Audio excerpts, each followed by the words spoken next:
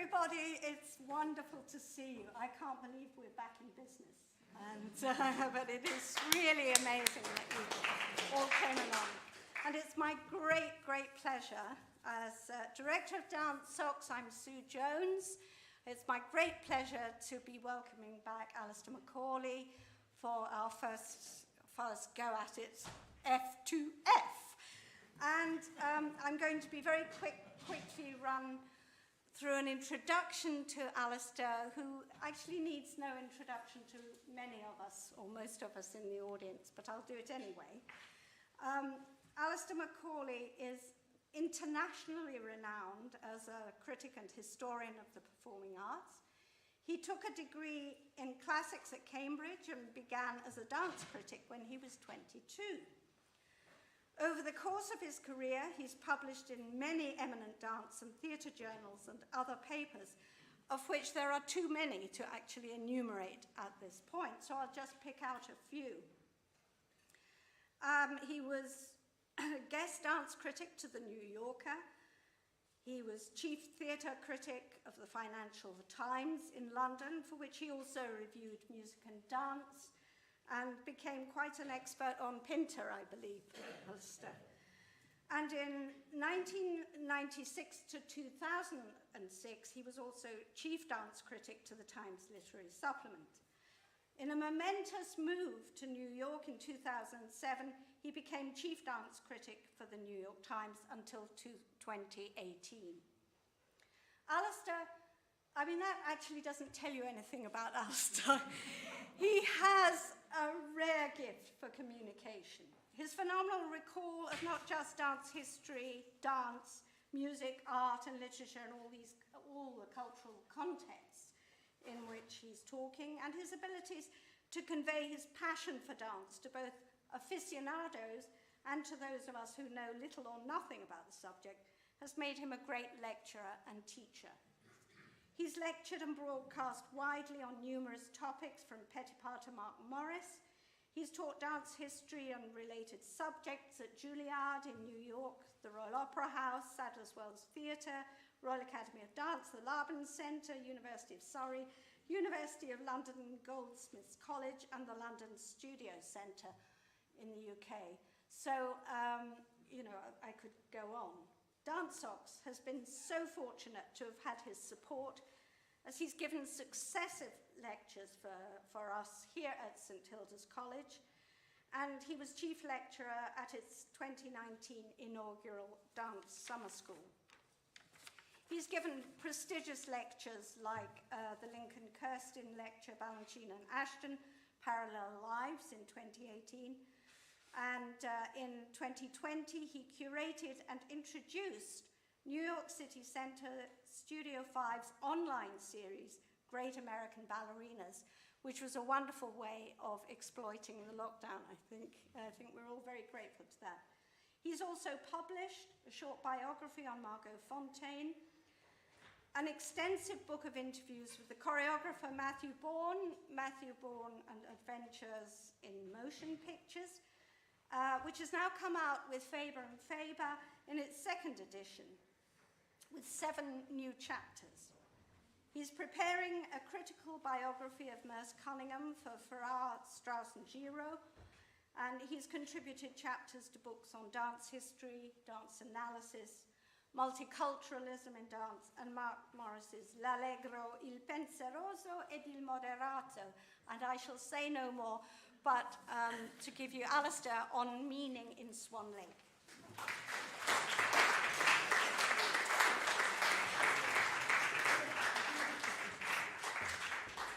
Thank you very much. It's an honor to be here again. You feel like the drowning man hearing your life playing before you, thinking, I've forgotten I did that. First of all, I dedicate this talk to the memory of somebody who died today, the extraordinary critic Clement Crisp, who served the Financial Times for more than 60 years. Can you believe?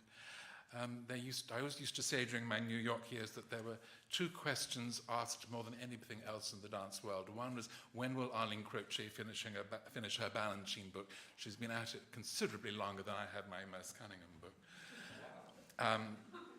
She started in 1984. And the other one is, how old is Clement Crisp? I was suddenly asked today to write his obituary, so I'm rather unprepared to give this talk because I was expecting to spend 2 or 3 hours to myself today, and actually I had to knock off his obituary at short notice for my beloved alma mater, the Financial Times. And it was a privilege to write about Clement. The FT had managed to find out that Clement, who owned officially to being 90 last year, actually was indeed 95. When he dies, it comes out.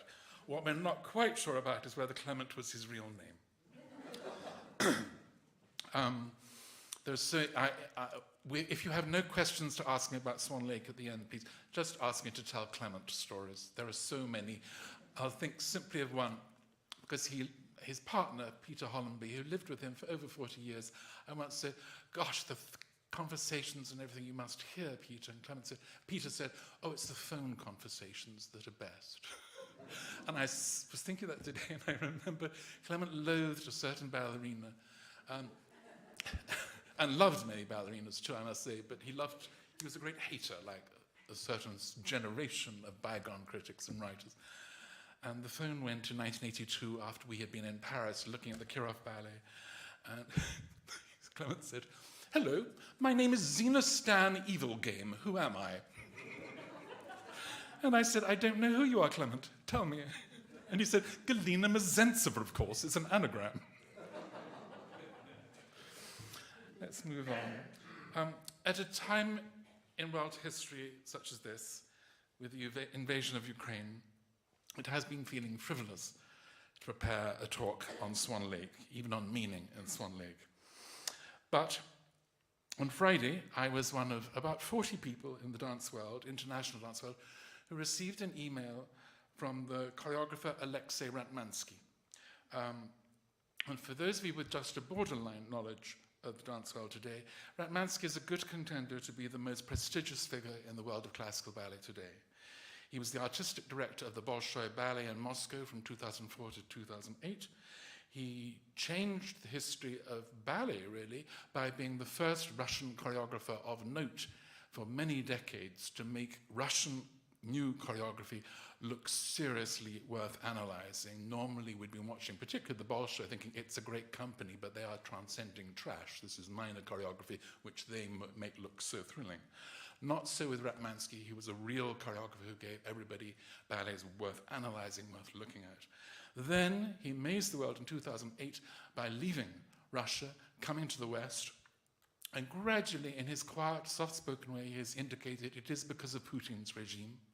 He's gone back to Moscow and indeed St. Petersburg to work and to stage ballets. He was actually in Moscow when Russia invaded Ukraine last week, and his wife called him from New York and said, guess what's happening? And he managed to get out very quickly. And he has told the New York Times that he is unlikely to be working there again while Putin is president.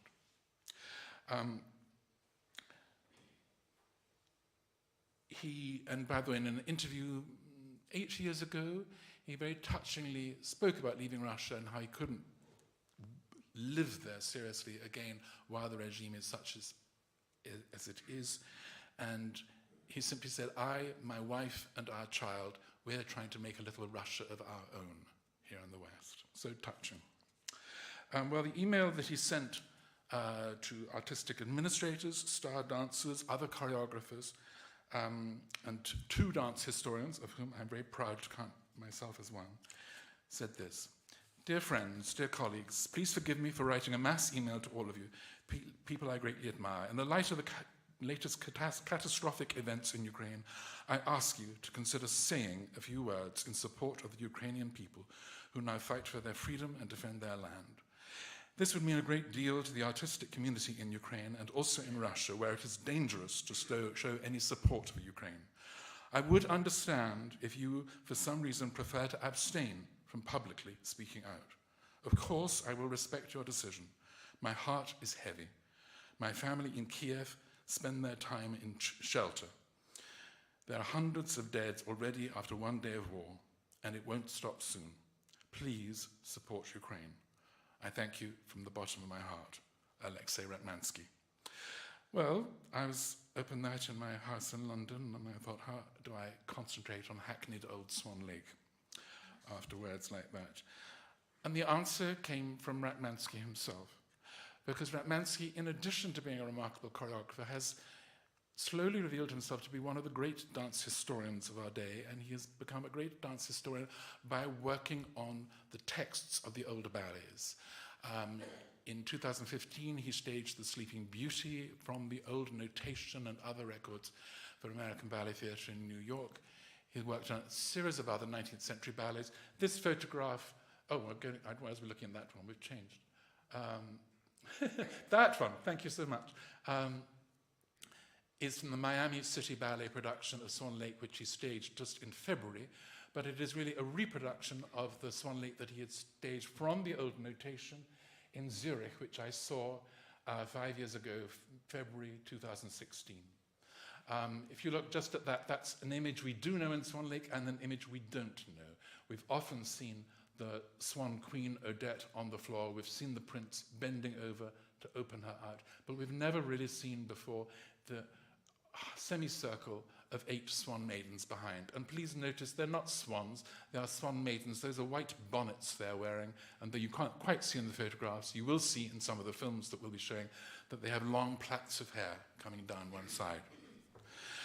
That's just among the revelations of his return to the records of what Swan Lake used to be like. The 1895 Swan Lake, this is. With Swan Lake, we have a problem because there are 2 Swan Lakes. Tchaikovsky originally wrote the ballet in 1877 in Moscow, but he himself was critical of his own score. He learned a lot more after that about how to write ballet music, and then worked in 1890, 13 years later, on the original Sleeping Beauty, and then 1892 on the original Nutcracker. Very possibly his colleagues in St. Petersburg would have got him to remake his Swan Lake, but he died in 1893.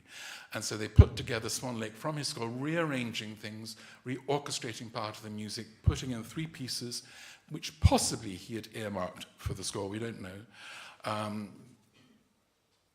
And we're really talking about, with Ratmansky's production and in the Swan Lake that I most value, this 1895 posthumous reconstruction of Swan Lake, made by the choreographer Lev Ivanov in the lakeside scenes and the master choreographer Marius Petipa, who had been the dominant choreographer of the last 40 years of the 19th century in Russia. Well, Ratmansky, having staged it in Zurich, then staged it again in Miami early in February, and then last weekend, Lourdes Lopez, the artistic director of Miami City Ballet, posted this on Instagram.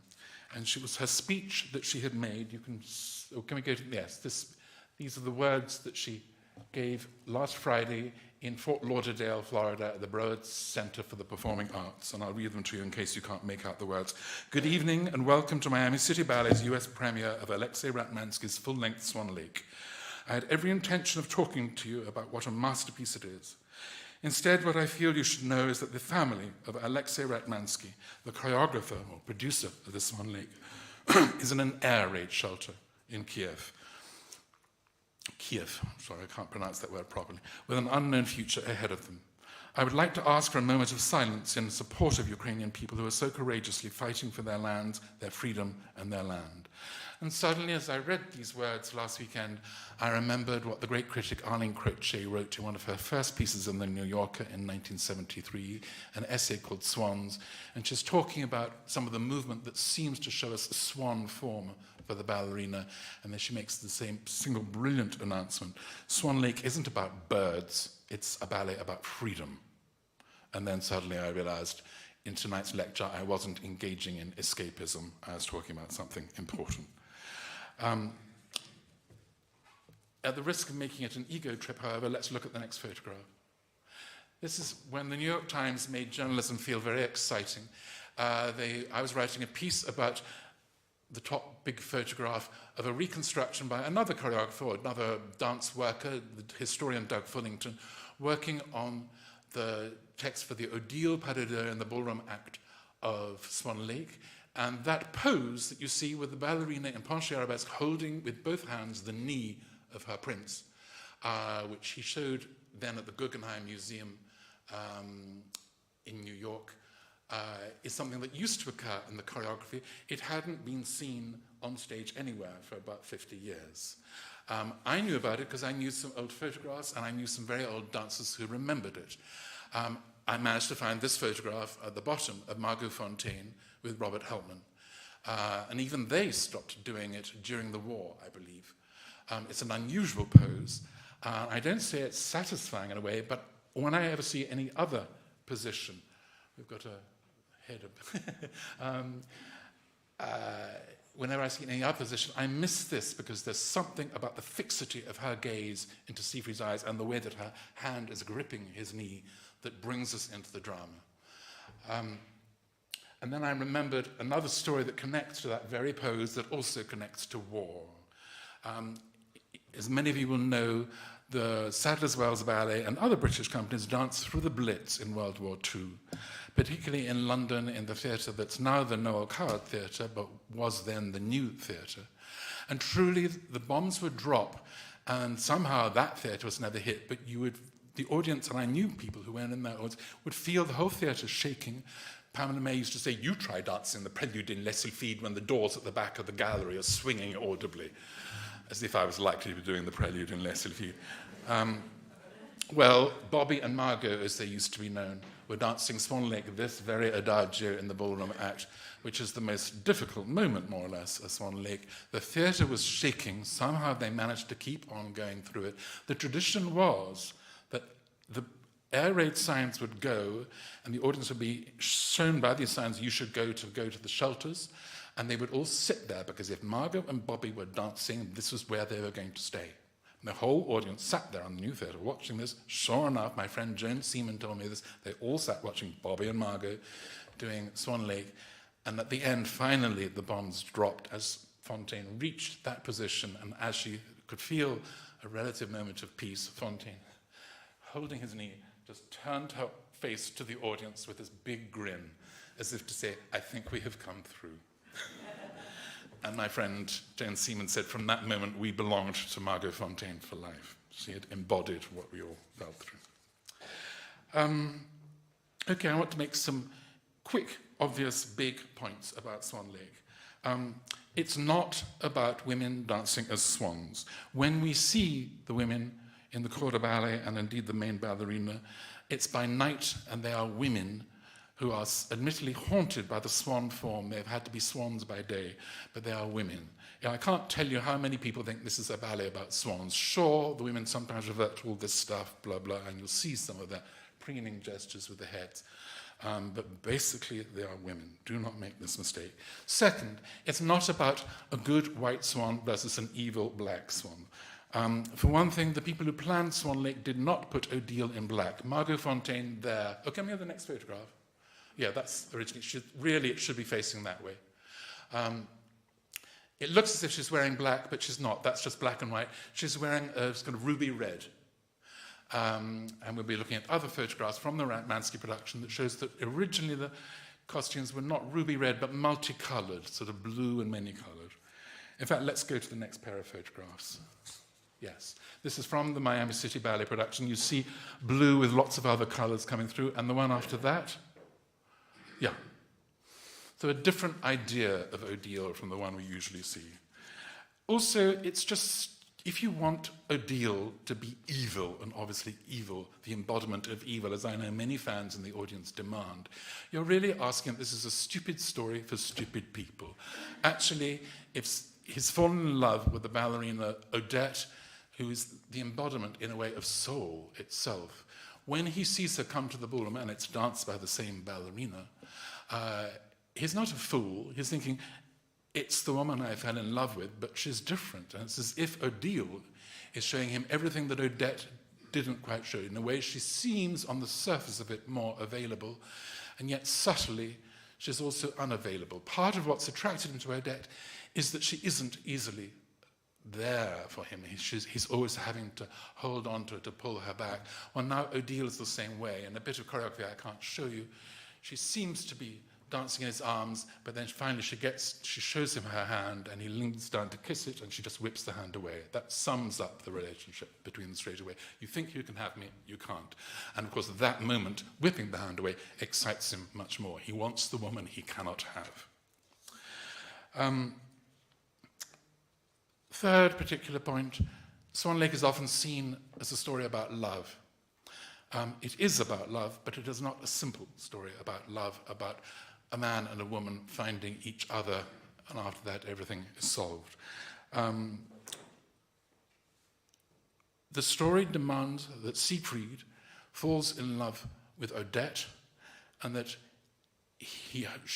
if he promises to marry her and love her and be true to her and not forsake her, then she'll be free from being a swan forever.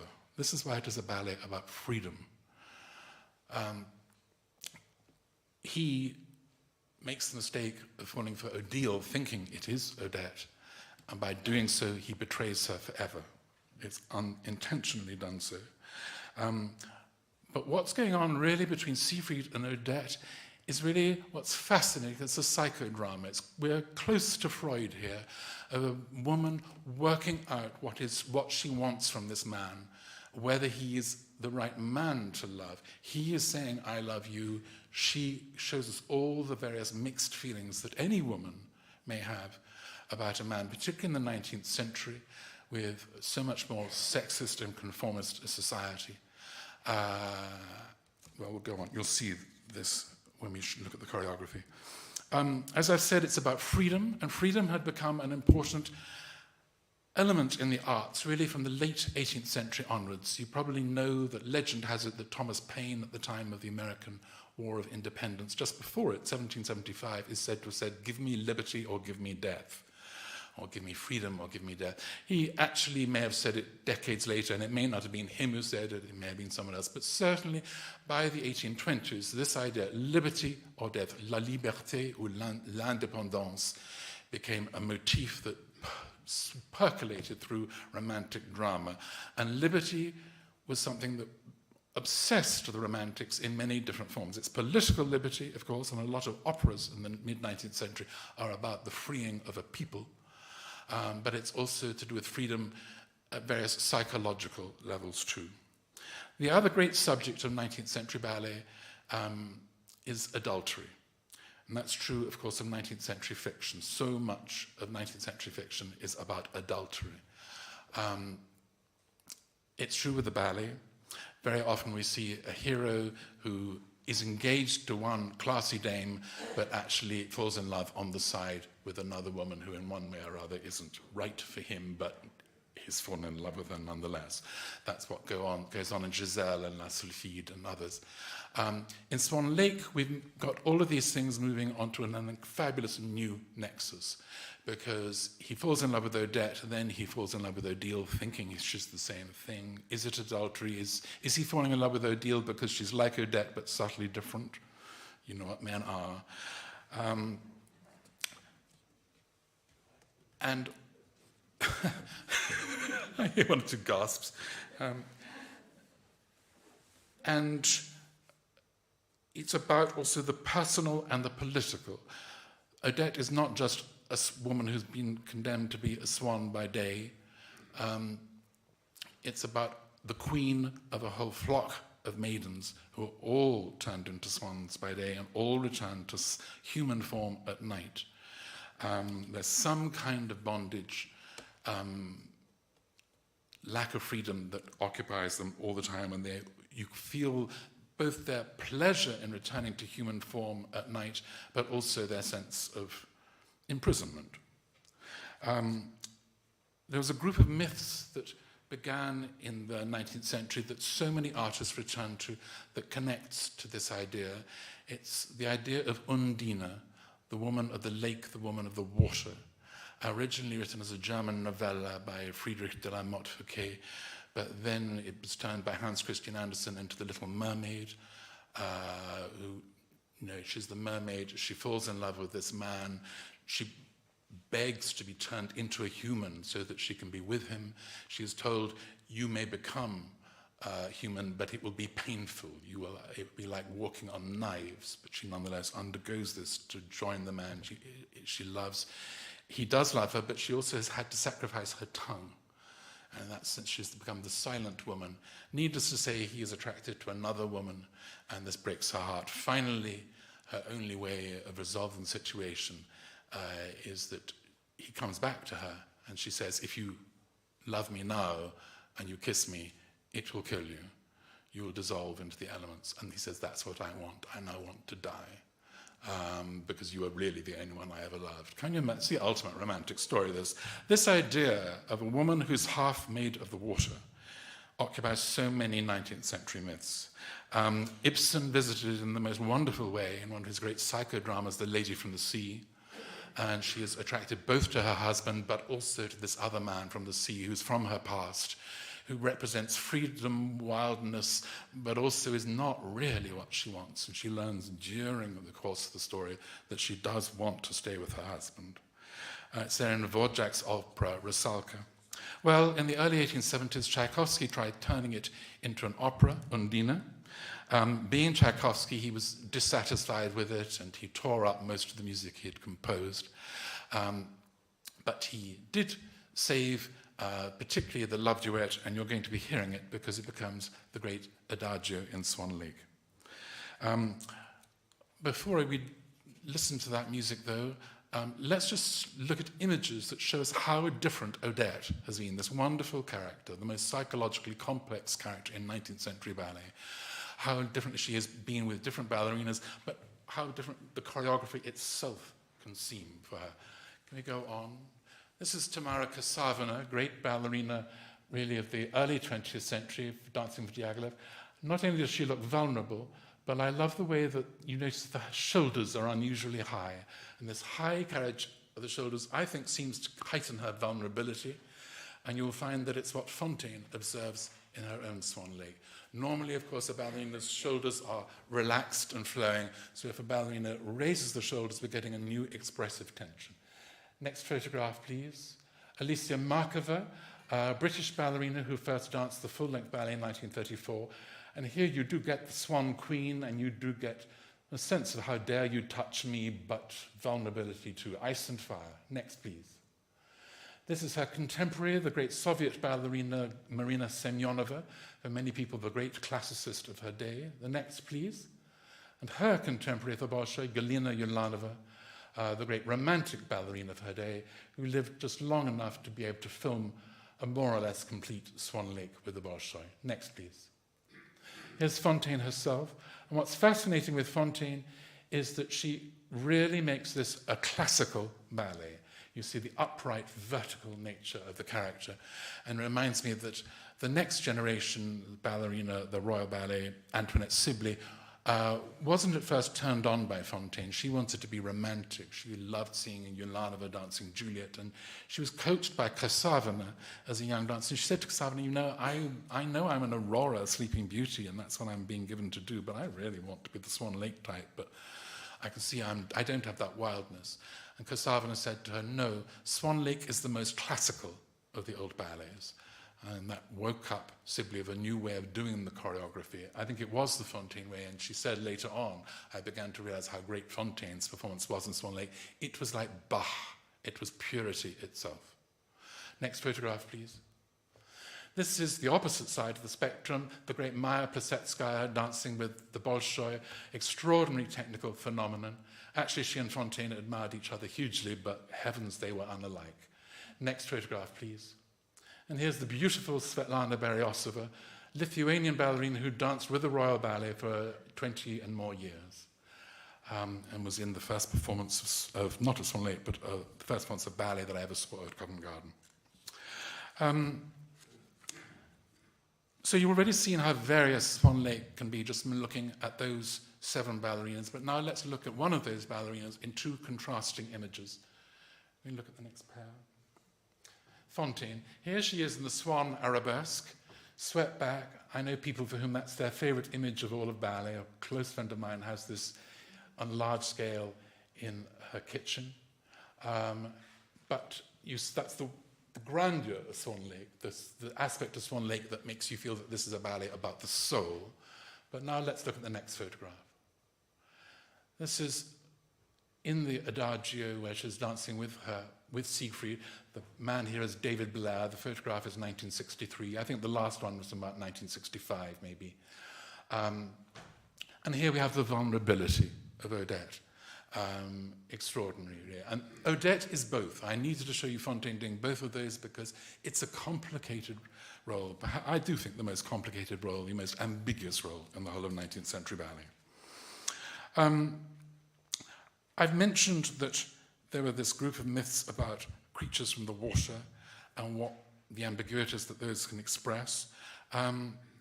When Tchaikovsky decided not to use his Undine opera and to scrap most of it, he then turned to Swan Lake, and in doing so he also thought of an opera that had become known around Europe in the previous years by Wagner, and we're just going to hear 20 seconds from a motif sung by Lohengrin, the hero of Lohengrin, the opera.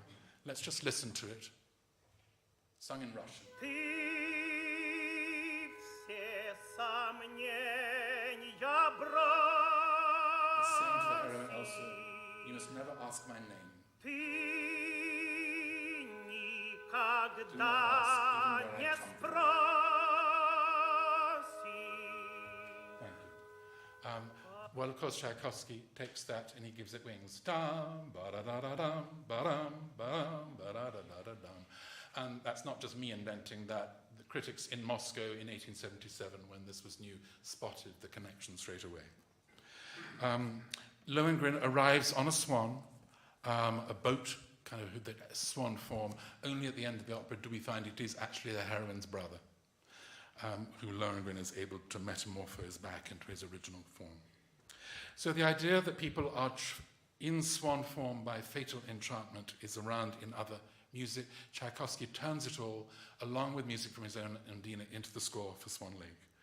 I can go on analysing this. Let's just go into what I think is the heart of Swan Lake, the Adagio, which I've already mentioned a few times. I'm going to show you a 1980 performance that I was present at Covent Garden, actually in a group of seats booked by Clement Crisp, so bless him. He was there too. Let's look. This is Natalia Makarova. For many people, is the most influential and wonderful Odette of the last 50 years, with Anthony Dowell. I love the harmony in these chords before the pas de deux. He sees the many, they are all like her, but he's looking for the one.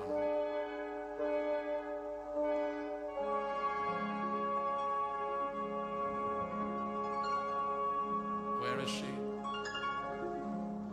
And the heart starts to tell us she's coming.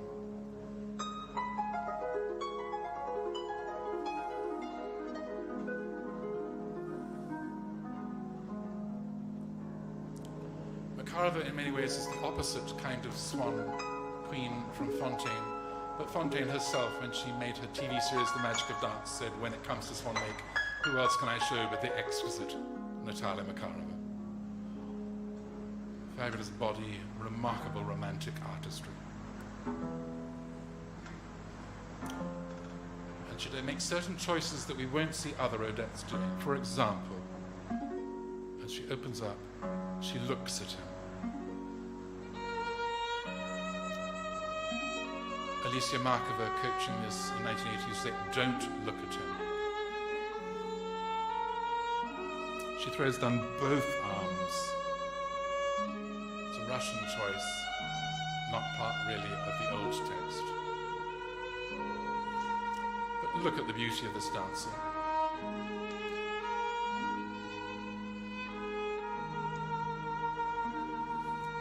This is the very music that Tchaikovsky had made the love duet in Undine.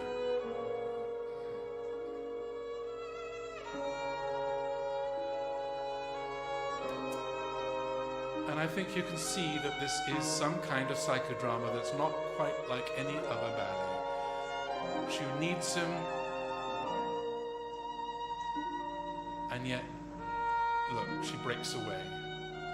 She turns back to him. She extends a gesture towards him, and then she swoons away.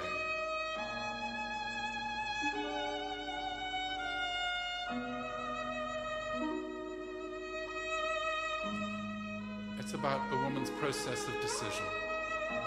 Dare she trust this man? It's more important really than whether she loves him.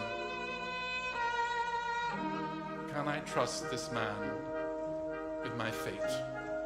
And to remind us of her decision, now all the corps join in. They want her to find love. Their fates are bound up in hers. I love this music for their hops. You feel the underlying tension. This is a choral drama, not just a drama for a woman and a man.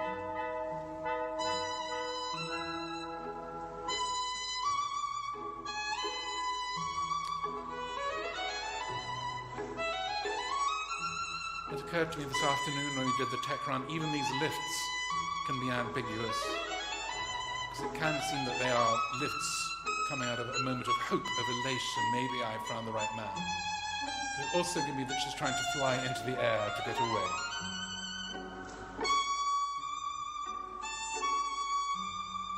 And it's part of the nature of classical form that these things are ambiguous.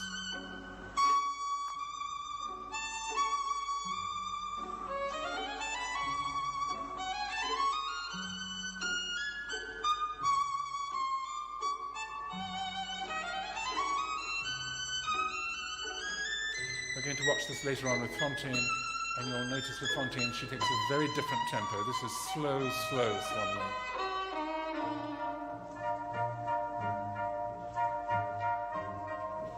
That high lift with the leg going in the air, that's a modern choice. It's not part of the old choreography. Look at the core, though. They're all pleading. We hope, we hope, we hope.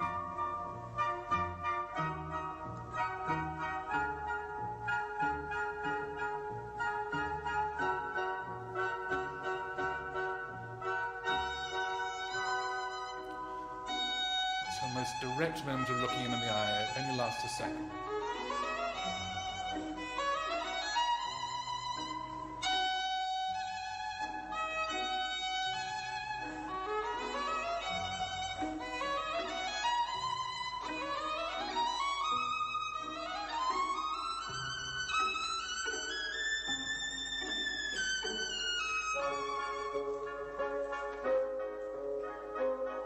Again, look at the core.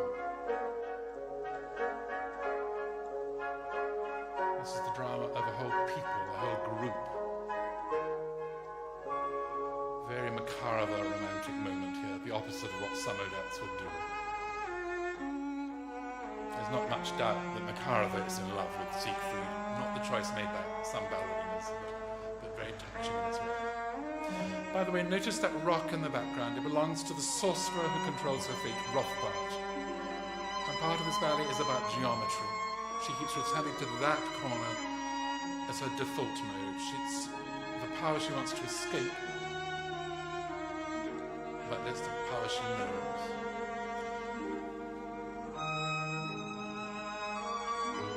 There's wonderful music here where the violin and the cello intertwine most closely.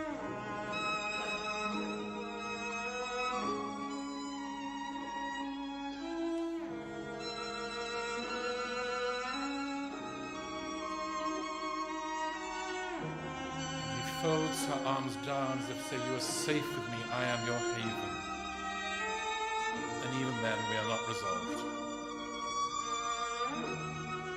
This for me is almost the most important phrase of all. She leans forward over and late to get away from him, it seems. She turns back, no, she arches. What does she want? We don't know. Support pirouette and then back away from him. Back to him. What does she want? Vacillation the whole time, all in a single flowing phrase.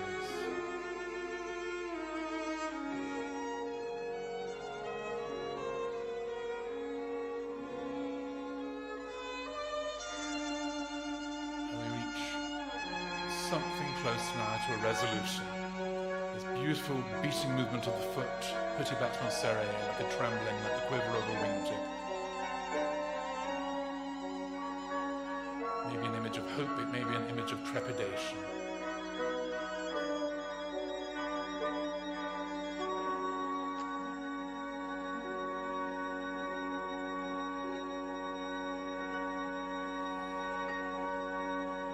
And she swoons away and then resolves by a different position. Okay, thank you very much. One of the great dancers of our day, and I used to argue about all of her performances, especially in Swan Lake. I remember the first time I saw her, I mentioned my friend Joan Seaman. I never met Joan Seaman when I saw the first Macarova at Swan Lake of my career in 1976, but I heard this wonderful London woman saying, all she thinks about are her bloody arms and legs. And I knew I was in love, and I later found this was Joan Seaman. I was the same. But nonetheless, what a great ballerina. How interesting to argue about such an artist and a great interpreter. And by the way, a close friend of Clement Crisp. I met her at his house, and when she saw me, I was, I think, 32. She'd just been in the musical On Your Toes, and she looked at me and touched my thigh, as she did with the hero of On Your Toes, and said, so young.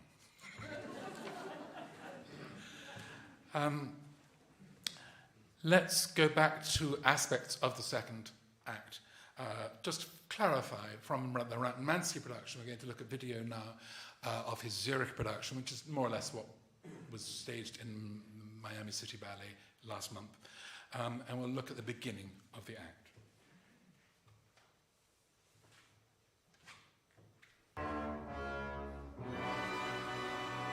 This is the motif, you know, playing against an empty stage.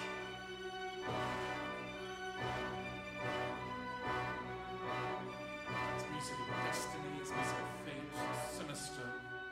But you'll hear, even during the little we're playing tonight, how many different things Tchaikovsky could do with it.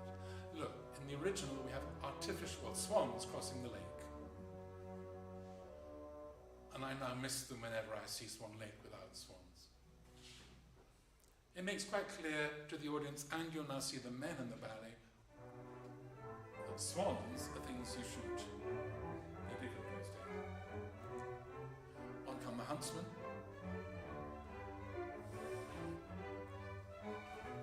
You see that arch in the corner, that's really the lair where Rothbart, the sorcerer, appears now and then. But it's also connected to Odette. On comes Siegfried in his cloak, by the way, a British dancer called Alexander Jones, with his new crossbow. I here will shoot the first swan. Beat it. They know their duty. They go off to look for later swans. And look, here's a swan, he gets ready to shoot. No, what's happening? She's a beautiful woman. So it's quite clear about the dichotomy. On she comes.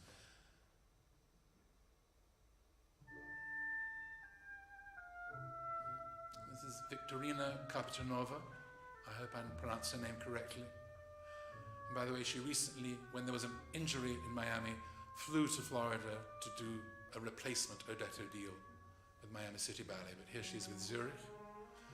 And she recently, on social media, published a statement saying, I am from Russia, but I'm from a particular republic within Russia, and I want an end to the Ukraine war, I want peace. He says, please don't fly away, I entreat you. She replies in mime, I'm shy of you, I'm frightened of you. Look, you shoot. I shoot, no. Look at these wheeling attitudes she now takes. My colleague Robert Greskovic always judges an Odette by the way she takes those attitudes. Those are the moments when he just sees the largeness of Odette and the wildness, the way she retreats from him by turning in this great dance image. Okay, let's stop there. What follows is the great mime scene in which she explains who she is, that she's the queen of the swans, but she's not a swan. She's been turned into one by daytime by this evil sorcerer, blah, blah, blah. And he promptly, in the mime scene, says, I am in love with you, I promise I will marry you, though he doesn't yet do it publicly. He does it when he goes to the ballroom, and thinks that Odile is she. Let's go on, though, because there is a certain ambiguity in Swan Lake about whether these women are women or swans. And it is, though it's quite clear to him when he sees the one, it's more confusing when you see the many. And on come the corps de ballet in a wonderful entrance, which I wish I could show you, but we'll go into their opening, middle of their opening dance. Here we are. That's it.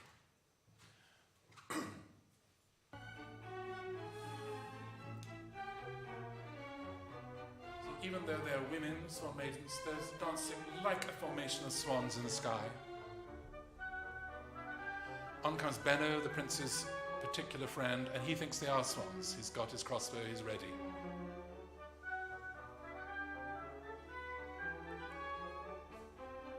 Even I could see that they've all got plaits of hair, that those are bonnets, not swan feathers. But the ambiguity is there.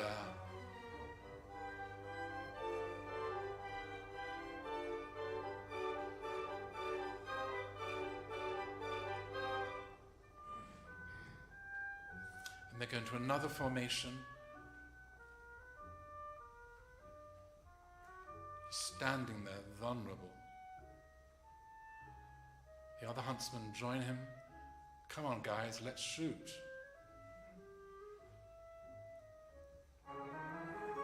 On come more, though, of the flock. 4 big swan maidens and 4 signals. Wonderful, wild music. Then Siegfried, no, don't shoot. Yet more swan maidens now come on. And now Odette herself. Bum, bum. She protects them as heroic gesture. Then I, you, entreat. All of these women. Shoot? No. I, you, protect. If men shoot, do not. Mine in ballet follows French grammar rather than English grammar.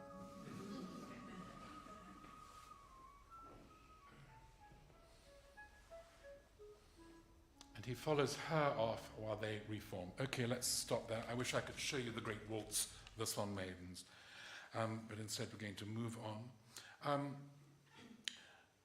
Perhaps the most ambiguous thing of all in Swan Lake is what Odette feels about swan form, because she does return to certain swan imagery during her own dances, and yet, of course, the swan form is what she wants to escape. It's her default mode, it's what she knows, but it's what she also wants to cast off. Every ballerina seems to make her own different choices of how many times you should do this preening gesture, or whether arm movements should be real swan wing beats or whatever. And different productions have changed that over the years. I suspect that Ivanov really wanted it to be more clear that this was a woman, and other, particularly Russian ballerinas, have made it more of a swan. But the ambiguity is partly there in Ivanov's original choreography. Okay, let's go to another very opposite Odette Odile, as I mentioned, Margot Fonteyn. This is a film she made with Michael Soames in the late 50s. Soames is looking a bit old by this point. He retired very shortly after this. He was probably touching 40. She's touching 42, but she's really the leading Western ballerina of classical ballet at this point, world famous. And what's fascinating is she's the opposite of Makarova. As I've said, pure form, in some ways very severe, and her face does nothing. In some ways, those of you who watched the Fred Astaire lecture 4 years ago may remember in Cheek to Cheek that Ginger Rogers never moves her face, as she doesn't in so many dances. Fonteyn does the same here. But I think in this case, it's almost to do with fear. Odette's fear of Siegfried. And shall we say her fear of freedom? Yeah. He says to Benno, Benno's on at this bit, by the way, you see. The Queen, where? Go, help me look. Benno looks on the right, Siegfried looks on the left, but they see the many, they don't see the one. Well, you weren't any good over that way, I'll look the other side. Go a little bit louder.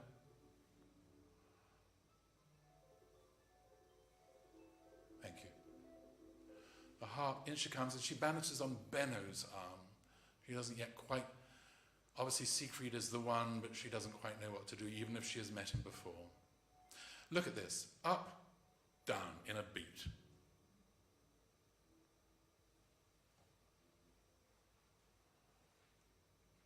Can we have any more volume? How touching that image is of him taking her wrists and unfolding her. She's been in this ultimate image of supplication, of vulnerability. With me, you may be a woman. And she goes straight into the most pure image in classical ballet. First, arabesque. None of that two-arm business, just showing you line. Purity. Christopher Gable said to Leslie Collier, she is his soul.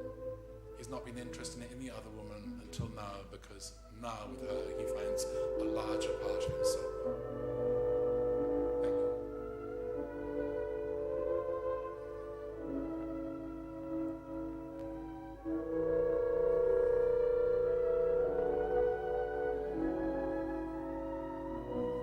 Even now, you see, she holds a perfect pose. Quickly looks at him and looks away, gestures towards him but not looking at him. Swoons. Benno is there to catch her. She never sees Benno. She's intimate with Siegfried and then she breaks away. Gesturing up again and again at the swoon.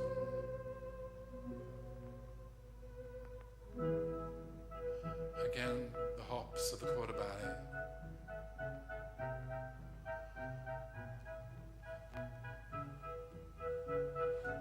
Really taken, I think, from the hops in Giselle for the Willies. Lots of different echoes here.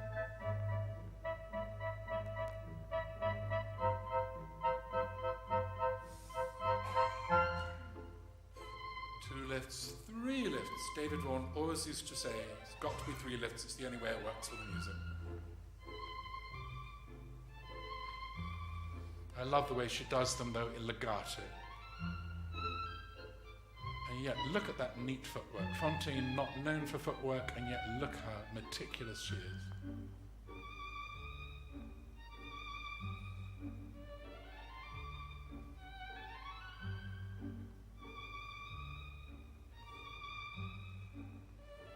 And how beautifully Simon's partners are. Really lets us suspend in the air, only lowering her slowly. He can see she's returning, wants to return to Rothbart's corner, and he bars her way. And she opens up in a swan arabesque to him. They go in the opposite diagonal. It's Soames's choice there to go hopping with her, but that lift is the original choreography. Again, that supplication from the quarter ballet. It's a choral drama.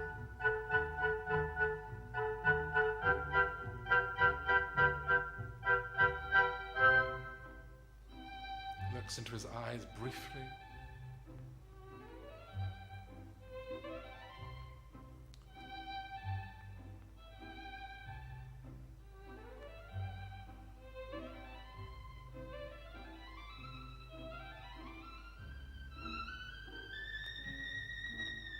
And out into a penché arabesque. Again, the swans entreat, and now we reach what certainly in the British tradition is the crucial and most touching moment of the choreography. She breaks away from him, and this time he does not follow her. She gets to Rothbart's corner and she pauses. And look, she makes the decision to turn around. No, it's you I need. And look at what happens now. The arms raise in the steeple.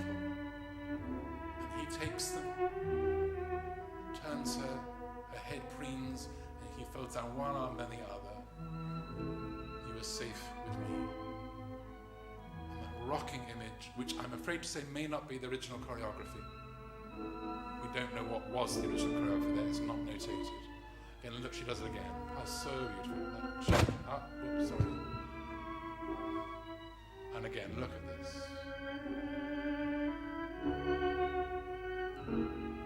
With her leg around him, she has found safety, and yet even now she moves on. Over her own leg away. Ultimate vulnerability, the preening of the head, looks him in the eyes. Rapid pirouettes, where are we going to end? Whoa, look at that. me, this is the crucial phrase of all. I think she's like Proteus, changing from shape to shape to shape. She doesn't know what she wants. She doesn't know if she wants him or if she fears him.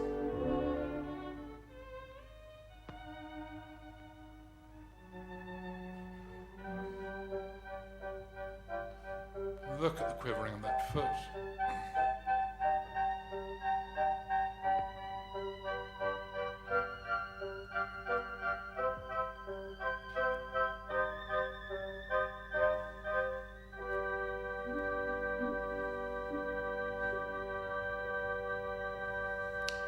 Has returned, and without seeing him, she swoons.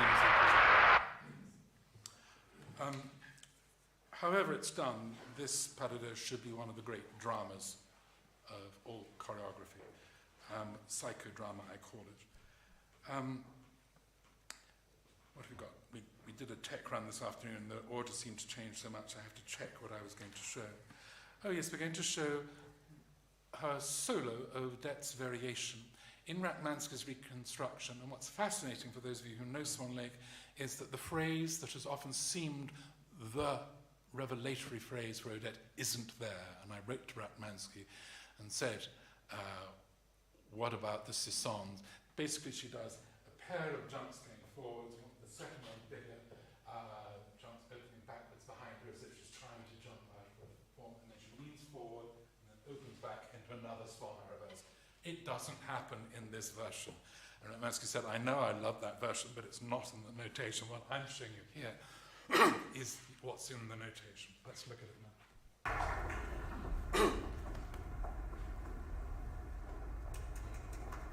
This is Capitanova again. And notice that the 8 little swans, they're children really from the school, come on, again reminding us that her fate is theirs. They don't dance.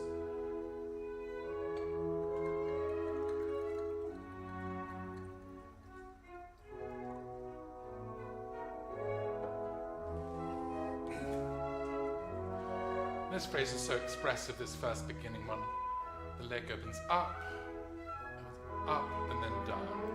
You're getting all of her sense of aspiration, and then the return to the ground. The leg quivers on its way up. Michael Soames used to coach Monica Mason and said, the quivering of the leg, the rond de jambe, should be like teardrops. This is the phrase that Ratmansky has shown instead of the one I've talked about. It's the one in the notation.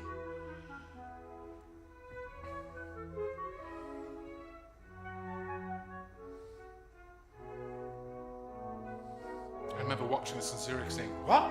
I depend on the old version. Well, that's... And in all the arts, go back to the original and see what it's about.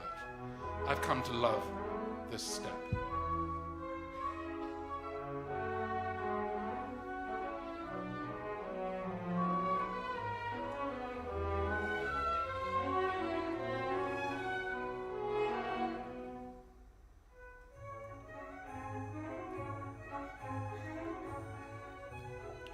And as with so many solo variations, she ends with a fast diagonal that turns, and yet it isn't really fast. And it's not the showy diagonal we often get. She's turning, but she's not really making a lot of ground.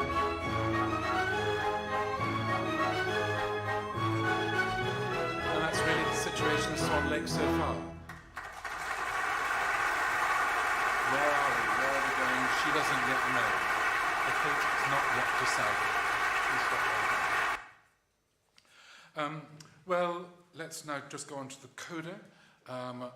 As traditional in form, Ivanov and Rigo and Petipa rearranged the music, but we have a coda whereby everybody dances together, and we'll watch the coda ballet and then the return of Odette along one of the diagonals we've already established. What's fascinating with Fontaine is, A, she doesn't change the tempo. Every other Odette does so. She doesn't slow it down.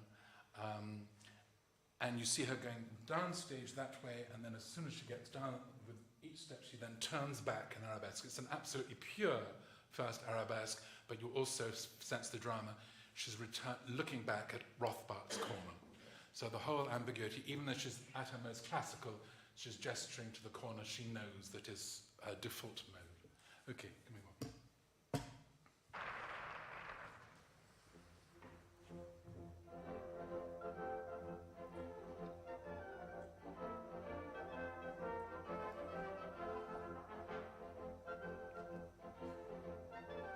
And you can see where they are in this.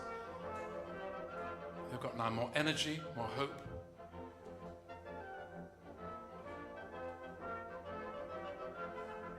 They know that love is in the air. Their situation may be resolved.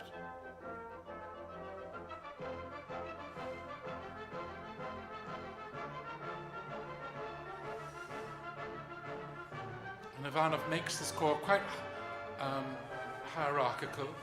We know who the lieutenants are, so to speak, and who the signets are. So it's a complicated society. It's not just a group of 32 women.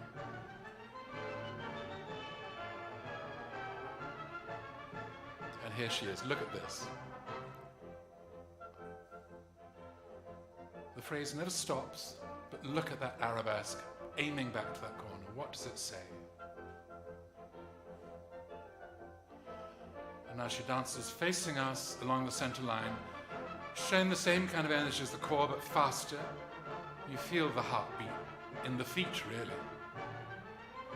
Amazing how little her face does in this whole act. The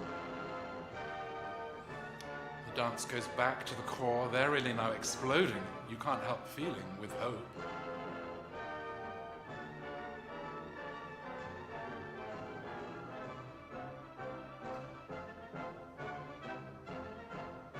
And who comes on but Benno? And an extraordinary touch of the old choreography. She takes a pose on Benno's thigh, ends the music, swan arabesque in the air on his thigh. And this beautiful moment, Siegfried takes her, and look at the body language between them as she gazes into his eyes. I think this is very Fontaine. That's where Fontaine says, "You are the man I love."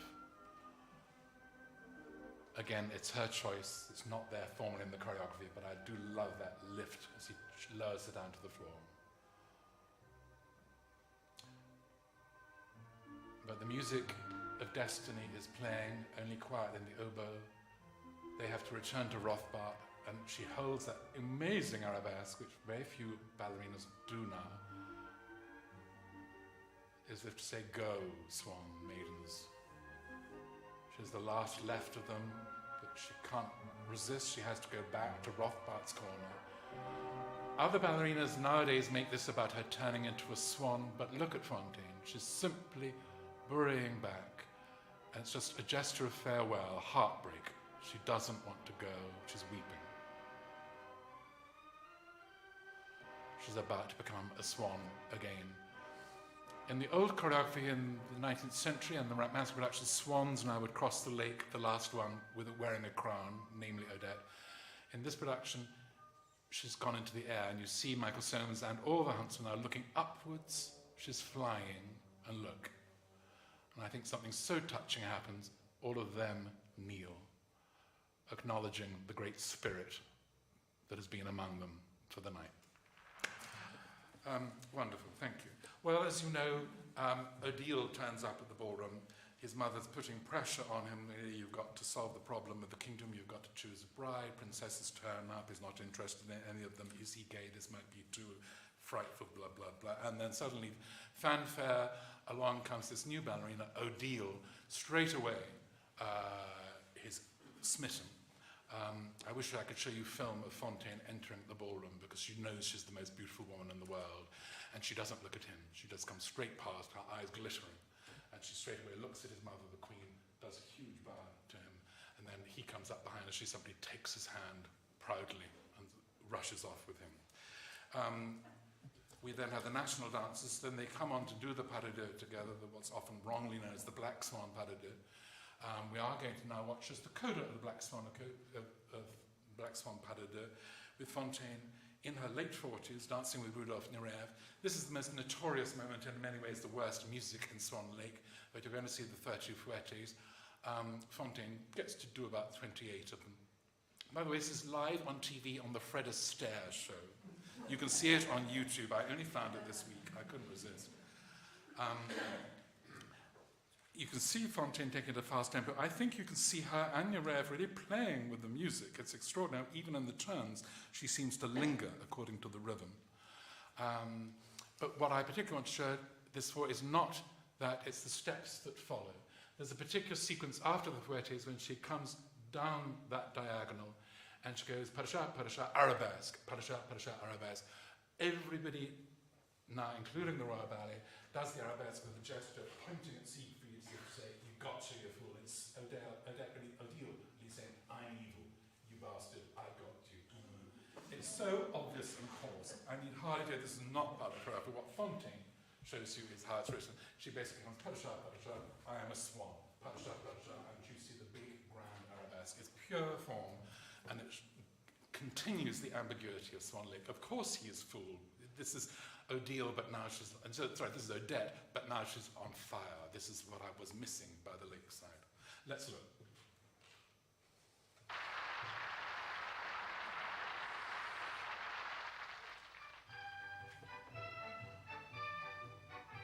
You have now probably late 20s or age 30.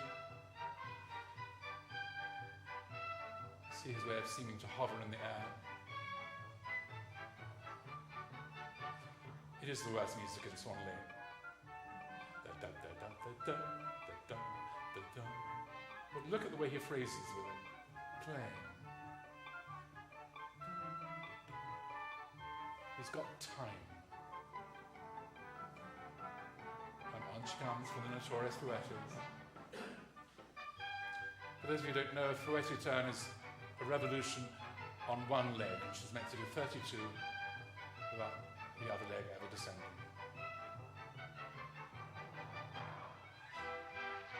You see, she seems to distinguish between them. It's fascinating.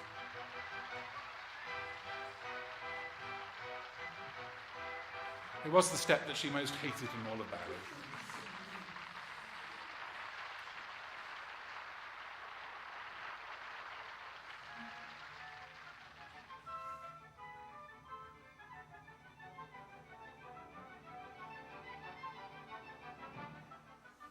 Here we are.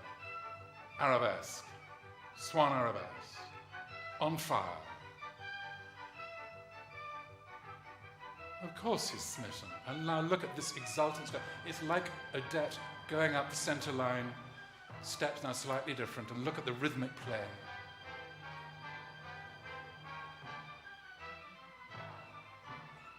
That's all the old choreography, which you almost never see anymore. This lift is a Nureyev touch, though, I must say. Okay, great to see. Let's go now back to the lake, which is so important, the real heart of what Swan Lake is about. And let's look at the Ivana choreography. The original music is problematic for Act 4. It's wonderful, but there's almost not enough for music, for dancing, especially for Odette and Siegfried. So when they were revising it in 1895, after Tchaikovsky's death, Ivanov and the composer-conductor Ricardo Drigo, close colleague of Tchaikovsky, put in 2 items of Tchaikovsky piano music, beautifully orchestrated by Drigo. And we're going to see the second of these, which is actually originally a piano piece called Un poco di Chopin, a bit of Chopin, rearranged by Drigo with Ivanov choreography. I wanted to show you this not just because of where it takes us in the drama. This is Odette in this hopeless situation when her whole fate has been wrecked by Siegfried's mistaken gesture of swearing to love the wrong woman, Odile. She's there. But I also want to see this very different ballerina, French-born, I believe, Zenaida Janowski. She had a wonderful long career with the Royal Ballet and is actually married to the great baritone Simon Keenlyside. A very distinguished career, just retired a very few years ago. I love her beauty, her height, her grandeur, and this, again, rather like Fontaine, the severity with which her face does almost nothing. Let's look. First of all, you have the storm.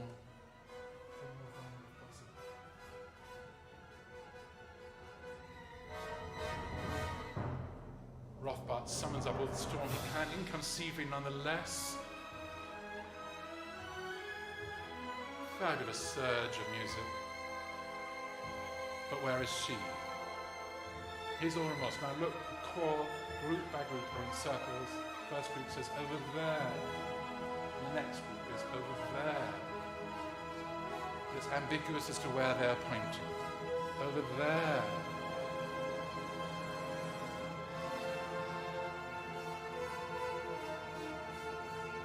And he's made so many mistakes in this ballet that he gives up. But the last circle now opens up, and there is Odette at its heart.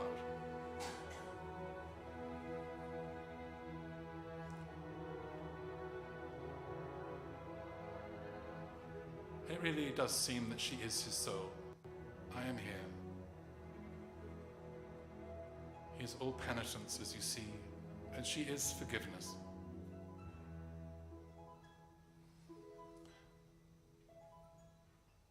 This next music is the Un poco di Chopin. And it carries so many different threads of Swan Lake together. You see the Swan Maidens just walk and dance gently. Their mood is much gentler and perhaps even more hopeful than Odette's. Her mood will change, as you'll see. But over it all, there is the sense of hopelessness. Maybe I am in love with you. And yes, I do believe you are in love with me, but so what?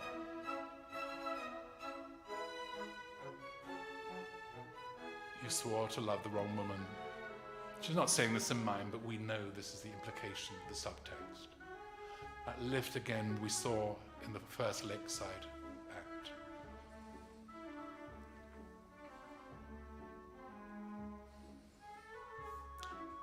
Eight women in the corps now dressed in black, really just to show not evil at all, the opposite, that some swans are black, that these are signets, they're not yet fully themselves. But it does change the drama of the fourth act, that there is an element of sadness. Look, mime. Remember. Love. Marriage. You swore. And she retreats as if helplessly away from him back to Rothbard's corner. Well, what does it matter? She returns to him at the same rhythm. It's as if nothing matters. She goes away from him, she goes back to him. What's the use? And the two lieutenant swans, as you see, are dancing with more energy, more tenderness, more hope. Love this orchestration by Drigo here. It's so beautiful.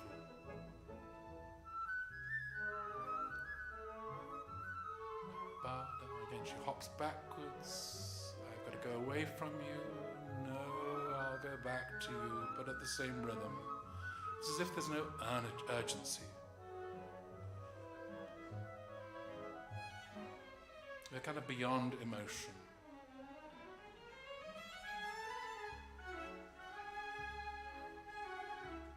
And the core pick up the dance, pick up the rhythm.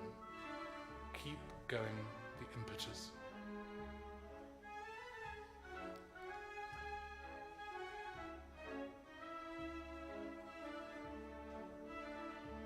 And she finds now more energy, more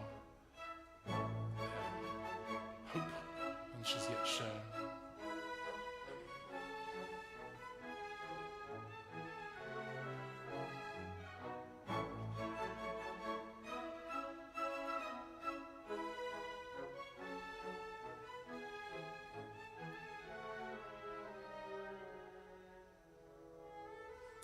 But above all, this sense of bleakness and of sorrow. And look at the core here, they're just walking. And on my favorite step, they just do piqué retiré. This, it's just a step saying we're getting nowhere. We're doing the same step again and again. It's the situation of the drama here. They reform with her and him at their center.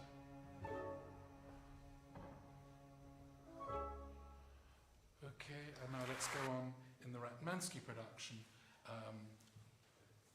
to the ending of the ballet, and I want to tell you how completely insensitive I am.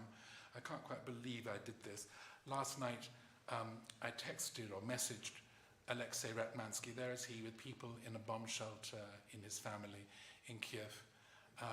And I wrote saying, I'm so sorry about what your family are going through, and I've done what I can on social media and so forth. But much more important, can you tell me what happens in the notation at the end of Act 4? And can you believe this miracle man, this gentle, quiet choreographer, replied saying, thank you, yes, what everybody is going through in Kiev is just terrible. And the notation doesn't tell us what happens in Act 4. He's a scholar, he needs to tell me. Okay, let's watch.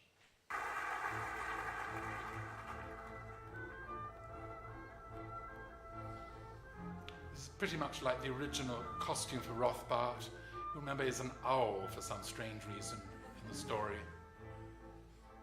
Miming away, you swore to marry the wrong woman, Siegfried. And Odile, by the way, is Rothbart's daughter.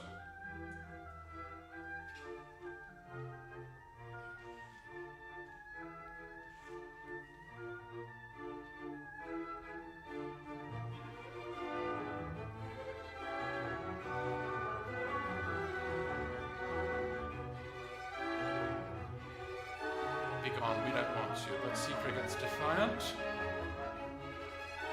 and they both defy, which is a new touch. Feel how Tchaikovsky is bringing in all the, and that's too much. Odette swoons. She's never defied Rothbart before. And look, I here must end my life. That's a black. I must die. And she does it again and again. He doesn't want her to look. I'm going to go there. I here must die. No. Pulls her back.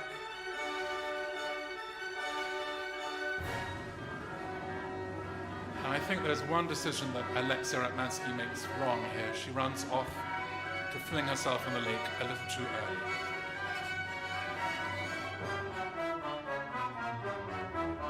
Die, she says, and off she runs. But I think it should happen here. She stands, always used to happen about I, and she runs off. Siegfried just stands there as if waits for music.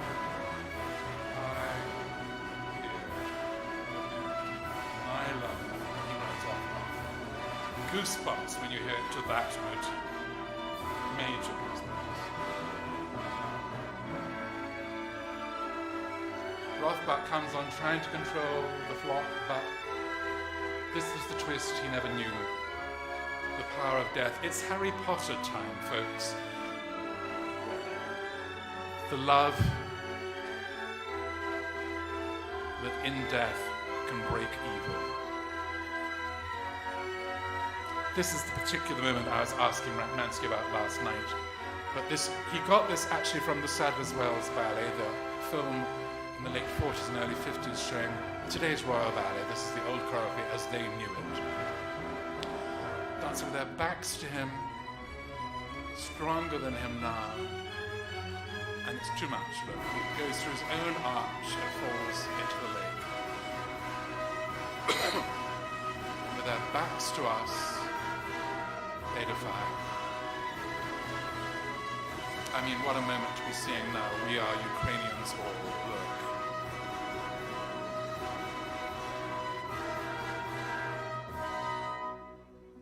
And the music changes.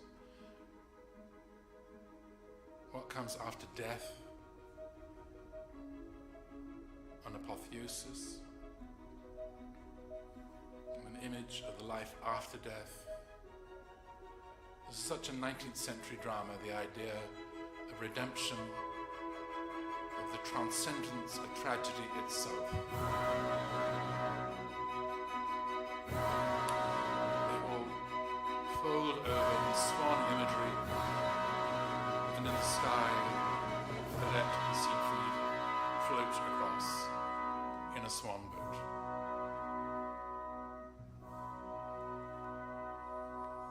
which is what we used to see at Covent Garden, except the Swan boat used to travel on the ground and always used to be vibrations. I'd seen Mel Park clinging on to Rudolph. But what a heroic, great way to end a ballet. But it's not quite where I'm going to end the lecture. I want to go back to this pas de deux to look at again how much is going on. And I was thinking I want to show it to you with a modern ballerina even younger than Zenaida Janowski. Who can I show you? And one of the ballerinas who in the right performance can be great was the one I should have been seeing last night, really the prima ballerina of today's Royal Ballet, Marianela Nunez. I didn't quite like the one I could find on YouTube, and I was looking this week.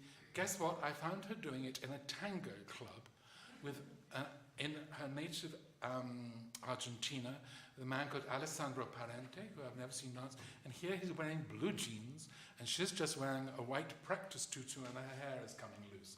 I think it's really, nonetheless, wonderful. Have a look.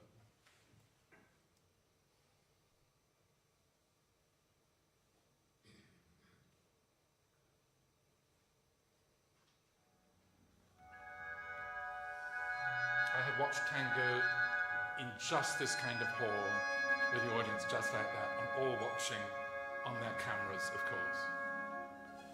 Often with a man dressed like that in tango clubs. Here she enters to the heart.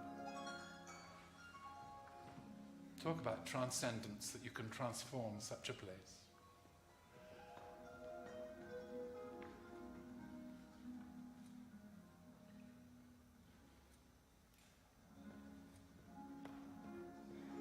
The peasant in me would like to make cavils about lots of decisions that Nunez makes here. It's too slow.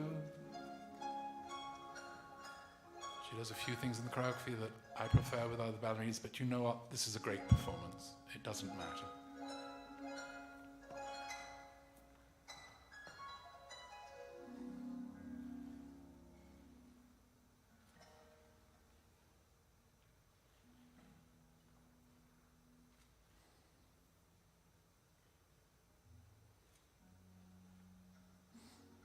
So nuanced, this whole thing.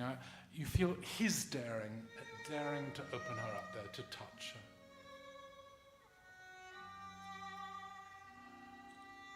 And that wonderful image of purity in this arabesque, tinged with grief. Beautiful way she descends through the foot from point.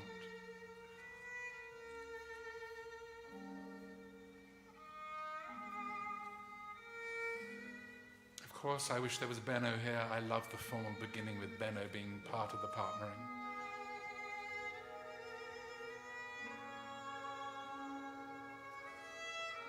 For one thing, it changes the structure of the pas de deux, and so that when Benno disappears from the middle of the pas de deux, we feel a new key, a new twist in the drama. Look. Turns away from him. It's the same thing we're watching. She moves towards him, but she doesn't look at him. Gesture towards him, and a swoon.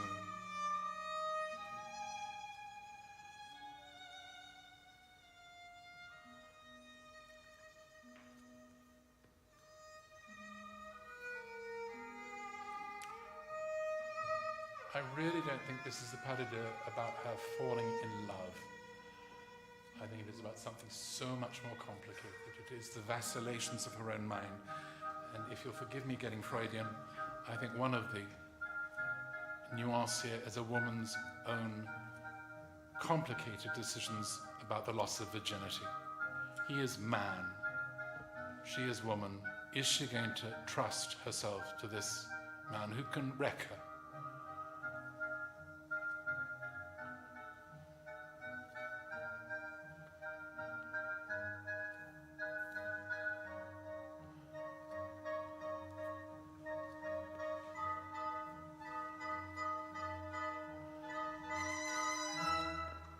Again, the ambiguity of these lifts.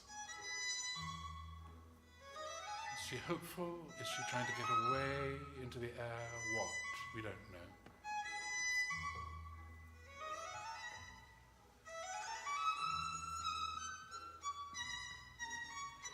lot of dancers and a lot of people in the audience love it when choreography makes it clear what it means. And I'd like to remind you what Samuel Beckett said about Endgame.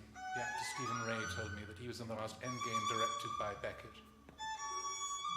Beckett was present at rehearsals, but he didn't say much. He left it to the director. And Ray suddenly thought, I may never meet Samuel Beckett again. I better ask him something. I went up and I said, Sam, Klopp's always saying he's going to go out, but is he going out of the house or is he going out of the world? What's this implication? And Sam Beckett, who'd written this play, it was his favorite play, replied, these things are always ambiguous. And Ray said, I loved it. From then on, I played Beckett and Pinter for sound and music and poetry, and I've never asked what they meant.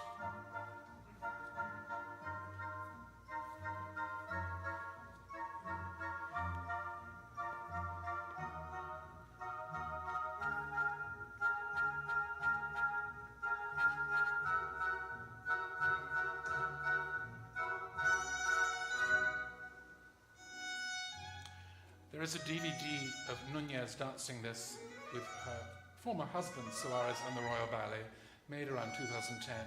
And if you get the DVD, it has a quite extraordinary appendix without any man, just 4 ballerinas, all from the Royal Ballet. Beryl Gray, now I think in her 80s there. Monica Mason, probably in her 60s, now the director of the Royal Ballet at the time of this video. Leslie Collier, former Odette O'Deal principal, coach for the Royal Ballet, and Nunez. And they simply talk about what it means. And it's there that Leslie Collier says, Christopher Gable said to me, Odette is Siegfried's soul. And I find that such a beautiful image. It's an impossible interpretation. I don't say we can say it's right, but it works very often for me. Again, that moment of decision, he turns away from her, but she follows him.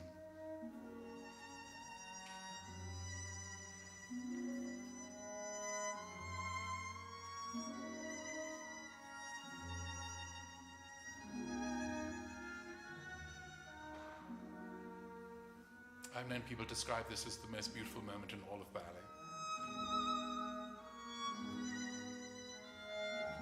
And guess what Bratmansky wrote to me on Facebook? He has these conversations in public 2 years ago and said, it is beautiful, but I don't know if it's in the original choreography. There's nothing for it in the notation, but we don't know what did happen. It may have been added in the early 20th century. It's old, and it's beautiful.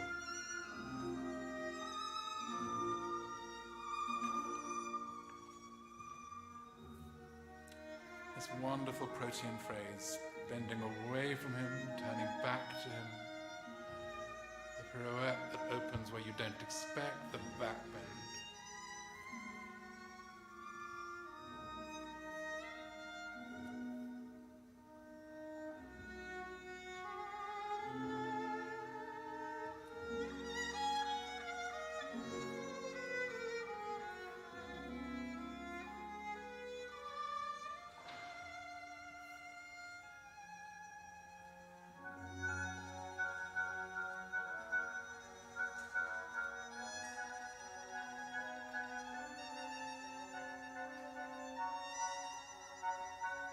And think of it happening on stage with the whole corps de ballet in that V shape behind them.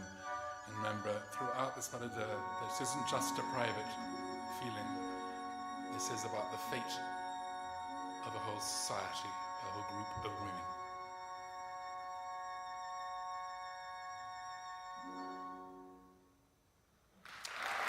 Okay, and on that note, I end.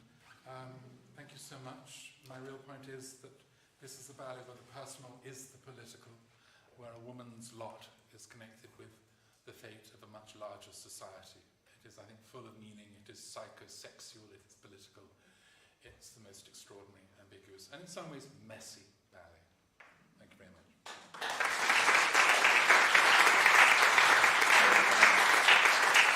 Do you have any questions?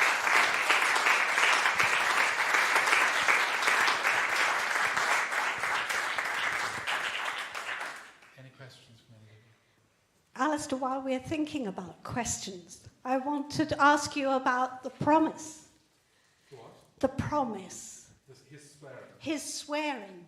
It's so interesting because you're connecting this whole ballet with the idea of freedom. And it's about a broken promise for which he forgives. He gets as far as swearing that he loves her inactively. He hasn't yet done it inactively. Yeah. But he does it in that truest sort of in a way, but it's not yet public.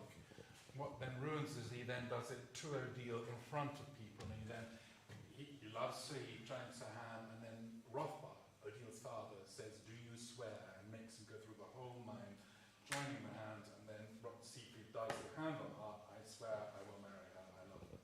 That's the moment that Rex forgets fate, and you see her at the window, disappearing, the real window, in total grief, crying, crying, crying. That's what's ruined her destiny. Yeah, it's extraordinary because he's facing the audience too. That's what you do. You Yeah. swear in ballet publicly. There's a wonderful moment in Giselle where you kind of see the inverse of that, where Albrecht, the prince of Giselle, forgets that he's pretending to be a peasant, but he's so in love with Giselle that he gets carried away and says, "Oh, you're so beautiful, I love you, I swear I love you." And Giselle simply brings his hand down as if to say, "That's not how you do it in the village." And she simply goes over to a daisy and picks the daisy Marguerite. That's the famous one. She says, "We pick the petals of the daisy, that's what tests it for." And of course the daisy tells the truth. He loves me not, he loves me. And says he doesn't love me. So she simply turns away from him, and Albrecht then cheats and gives to the daisy with -1 petal to the But that one picture, that's a noble way of behaving, and he does it public, grand. Susie, you had a question first and then... This is Susie Groh, who's danced in more than a few Swan Lakes herself, and whom I've seen with the Sadler's Wells Royal Ballet, and indeed with the Royal Ballet Covent Garden. Yes, thank you very much, Alastair. It's been a lovely, it's brought back all sorts of memories, really. And I was just going to talk about that gesture of pulling the arm down, the sort of heroic swearing, and the woman saying, "I wouldn't do that if I were you." I just, lots of things coming up, really. I wanted to comment. I was really interested in the Ratmansky version of that solo and that step that is not what is the Sisson step that we've become accustomed to, because the one that's shown I suddenly had a real memory. It's like as a step in Raymonda. I think that step occurs in Raymonda. Seeing in the Ratmansky? Yes, the one we. That's in one of the so I used to do the one of the first solo in the Raymonda Grand Pas, which is horribly difficult, and I think it has that step in it or something very that's similar. so interesting. Well, one of the other questions we haven't had time to investigate today is whether Ivanov, who choreographed the lakeside scenes, is actually a particularly original choreographer. Because it's so very often danced in a very different way with so much more romanticism, he often sees totally unlike Petipa. But actually the evidence seems to be that he really wanted the same kind of classicism as Petipa. And he may have been simply the best lieutenant choreographer there ever was. He was really filling the Petipa recipe because Petipa was ill and couldn't complete the whole ballet himself. Petipa did extremely difficult stuff in Acts 1 and 3. In Ratmansky, if you see the whole version reconstructed, which we've never seen in the West before, Petipa's Act 1 waltz with 50 people and a maypole and stools. It's amazing. You think, oh my God, Marius Petipa was quite a master. We didn't know he could deploy big forces this way. And then you see that in a way, the lakeside acts are not a complete change of tone. They're a different aspect of classicism. I'm jumping off from your question, but really that I think that those solos done by Ivanov, he may have even mean, I think, going to Petipa's bedside saying, "I know you're ill." It's like me with Ratmansky last time. "I know you've got more important things, but can't you tell me what to do?" And I think he really made the lakeside scenes along Petipa's prescription. And there's also a Bayarder solo step that it rang bells of other things that were very much Petipa rather than. It's very Petipa, and I think it's beautiful for Odette. I think you see her going down along that diagonal and turning as she does, so you again feel this lyrical vacillation. goes on with. But the steps I described, that you can see why some Russian choreographer, possibly Fokin, possibly Gorsky, had it early on, the Sisson, and this very powerful gesture forward that opens into the grand arabesque. That is the big expressionist moment. You can see why any choreographer would have wanted to add it. But it's not quite right for Ivana. Very interesting. But it is so expressive, and it's meant so much to many people watching Swan Lake over the decades that I really, when Ratmansky said it's not in the original choreography on Facebook 3 years ago, it took me 2 years to get my head around it. I just wanted it to be there. Any other questions? Right. Yes. Going back to what was in the notation, there are two different versions to the ending of Swan Lake. The Soviet version, the happy ending, our version in the West, it ends in tragedy. Mm-hmm. What was the original? Well, we've who watched changed it? when I showed you just now the ending, that's Ratmansky going back as far as we can tell. What we can't quite tell is the exact formations for the corps de ballet. But Siegfried and Odette do commit suicide that way, they die. Rothbart's power is broken by their Harry Potter gesture. That's absolutely part of the scenario. So the that's core the original. remain there. What we don't quite know is about the core patterns. Ratmansky went to the oldest Western version he could find, which is what the old Sadler's Wells Royal Ballet version.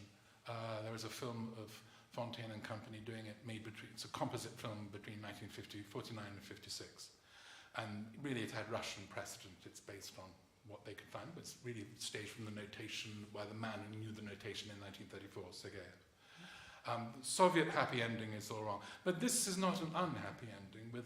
It's, as I say, it's the transcendence of tragedy. They die, and look, there is a world beyond death. Which is very much what we used to see at Covent Garden when I was first going. And I do always want that revised timing for the gesture of suicide. By the way, what now happens, for those of you who don't see Swan Lake very often, is the various producers show Odette and Siegfried running up a cliff and then jumping off, and you see them throwing themselves down as if off a cliff. Apart from anybody in the audience thinking, I wonder what kind of mattresses they're jumping onto, and anybody does think of that. It's curiously what used to happen in the old version seemed much less powerful and was much more powerful, which was, it wasn't to do with them committing suicide, it was the decision. It's Odette on that big music saying, I here will end my life, to that dum, da-da-da-da-dum, da-da-da, most powerful music in the ballet. And then him waiting till the motif comes round again and him repeating, I here will end my life, and running off after. Major goosebumps. All they simply did was running upstage and then go off into the wings of the Grand Chateau. That's all you saw. I can tell you, you were awash. Running up a cliff and jumping off a cliff is actually less powerful, even though it looks 10 times more spectacular. This was wonderful, thank you. I just wanted to ask you if you could come back to this idea of freedom. The ideas about what freedom is change over time and in different contexts. So could you say a bit more about the idea of freedom that might have been involved in the original context? Is it about individual freedom, or is it Well, I think else? it begins really in the crucial mime, which I didn't show you because people can get carried away about the mime. But it's there. It's in a way an unsatisfactory mime scene because it's set to music that Tchaikovsky wrote and he didn't quite know yet about ballet, and so it's almost too operatic. The music is doing too much for a mime scene. But during to it, she basically says, I am the queen of the swans, and he says, you're a queen, I salute you, and she says, let me tell you my story. An evil man, one evil man made me into a swan, but if one man me will love, me will marry, I will be a swan no more. And he probably says, don't worry, I'll love you, I'll marry you. But that gives us straight away her dilemma. It's about freedom from swan form. And mime is important in classical ballet. But what we see in the choreography that follows, it's not just her freedom, it's the freedom of the whole corps de ballet. I find people have never talked enough about it, that wonderful gesture we see for the whole corps de ballet as his dance, Odette and Siegfried dance it, they simply stand there and just push and push and push So that pas de deux, it's a great pas de deux, as we just saw with Nunez, with just two people, but when you see it with a corps de ballet, and I think with Benno, the meanings just multiply. That begins to answer your question. It is political and it's personal. And I think it is psychosexual too, and which is why I think it is partly about virginity, but that's maybe me being more Freudian than some people will want me to be. I think we can have one more question because they'll be waiting for us with a bottle of something. So. First of all, thank you very much. It's fascinating, opened my eyes to something I think I know a bit, but I'm sure she is. I mean, obviously the pas de deux is so important, but isn't she also testing him as well as vacillating? It's part of her making her mind up, is as she pushes him away, she's actually testing to see whether this is the chap she can trust. You're absolutely right, but what I find so crucial, I'm not sure quite what the notation tells us here. I must ask Ratmansky in my next message to him when he's not worrying about his family in the Ukraine, is that moment when she breaks away and goes up to that corner and he stops following her. He's been a perfect partner for all of her turns away. He's been there. He keeps reassuring her. He brings her back. But now he doesn't. She goes up there. And he basically says, okay, I'll give her privacy. I won't follow. And she makes the decision. She turns back and says, I want to dance with you. So it is a decision in her mind. And to me, that is the most powerful psychological moment. And that's when you then follow that wonderful thing with her, him folding her arms around her and rocking her, which may not be the original choreography. But I'm sure they are obviously together in some image of union in the original choreography. We don't quite know. Alastair, I'd love to go on all night, actually, but break. I'm Please do hoping follow us through that. that we can continue the questions outside while we have a drink. And I want to also thank Harris, who's somewhere in the gods somewhere, and Marcus Bell, who's been Marcus, bless him. doing the tech on the side. I mean, it's been great, and thank you to the Jacqueline Dupré building. We're a man down today, but we carried Thanks on. to Harris off stage for doing so much tech. Yeah, Harris is off stage doing the sound. And Alastair, it just remains for me to say thank you so much for an absolutely amazing lecture. And we're all enriched by knowing a little bit more about Swan Lake and the freedom that it represents.